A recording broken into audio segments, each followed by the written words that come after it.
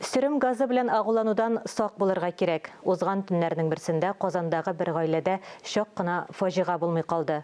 Беломорский урамында бер хатын-кыз һәм балалары газ белән агуланган.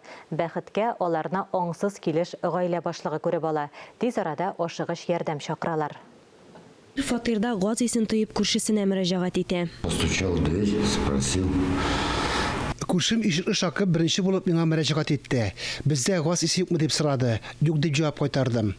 Шуннан соң ашыгыч хезмәтләрне чакырталар. Ул арада хатыны һәм балалары хәлсезләнә. Табиблар хатынының 14 һәм 16 яшьлек үсмерләрнең сөрем газы белән агулануын ачыклый. Балаларны хастаханәгә озаталар. В данный момент находится в отделении диагностики, проводятся все необходимые. Хәзерге вакытта алар диагностика бүлегендә барлык кирәкле медицина тикшерүләре үткәрелә. Балаларның хәле тотрыклы.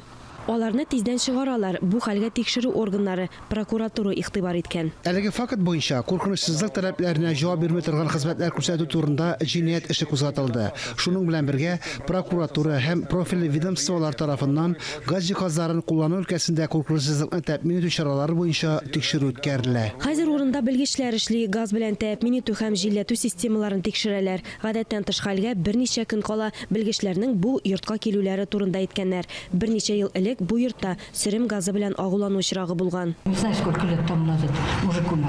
Моннан берничә ел элек беренче катта бер ир газдан агуланып үлгән иде. Яхшы хәтерлим. Идәнгә егылып, хәле кинәт начарланган.